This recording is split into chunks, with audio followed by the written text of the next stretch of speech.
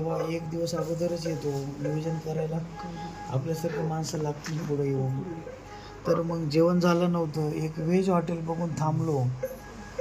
भाऊ त्या हॉटेलमध्ये थांबल्यावर 5 मिनिटात त्या विजय सिंग पंडितचा मी फोटो पाहिला आणि लगेच तिथून मी बाहेर निघालो तर अख्खा हॉटेल मला धरायला आलं. कुठे जायलेत. आणि लगेच मी जाऊ लागलो की बाहेरून 10-15 अक्षरशः शॉकअपचे रॉड असतात का, ते रॉड घेऊन आले आणि माझ्या डोक्यात, माझ्या पायावर, माझ्या छातीवर. काही नाही. तू त्या हाकेसोबत राहतो ना, ती गाण भरली का तू मराठाच्या समाजाविरोधात जातो, तू पाटलाच्या त्यांचं म्हणणं आमच्या पाटलाच्या विरोधात जातो तू काय. अक्षरशः माझ्यावर लगू केली त्यांनी, मारलं. मी पाणी पाजवा म्हणलं तर माझ्यावर लगू केली त्यांनी. हो, एवढं मारले बापू, माई शपथ. मी हाताच्या केली माझ्या हात पायाच्या मोडून टाकले.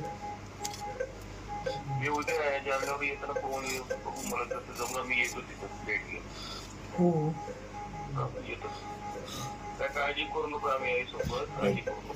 काळजी नाही हो. काळजी एकच आहे की आपल्या काम करणाऱ्या माणसाला एवढा त्रास मायघारी करायला काय आपण कधीच याला त्रास केला नाही. हे एवढं खालच्या पातळीवर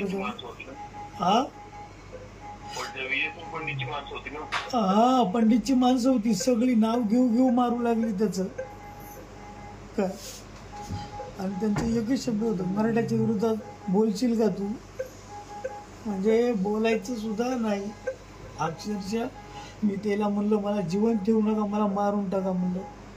एवढा त्रास होत होता मला काय. आणि भया मी सोडणार नाही त्याला. मी जसं रोडवर येईल तसं माई शपथ.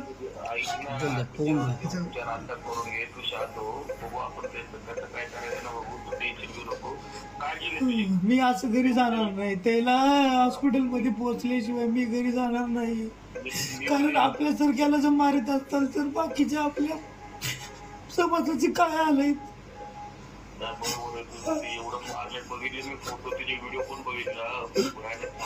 मला मारतानाचे व्हिडिओ काढले ते मी त्यांच्या पाहिलं त्याच्या.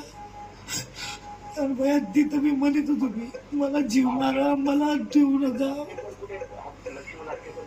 येत आहेत सर, निघालेत.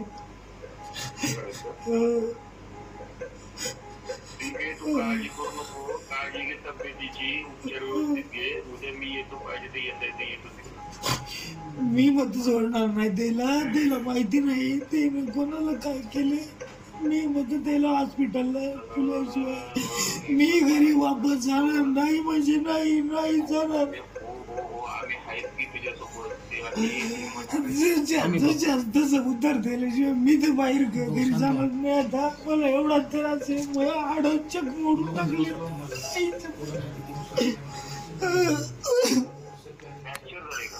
चक मोडून टाकले. दोन्ही हात दोन्ही पाय फ्रॅक्चर आहे. हा, दोन्ही हात पण पूर्ण फ्रॅक्चर आहे आणि दोन्ही पाय पण पूर्ण फ्रॅक्चर आहे. डोक्याला पण स्टिचेस पडलेले. त्यांना मला मारायचं होतं. आईची गाड. हा सर, हा बापू बोला ना.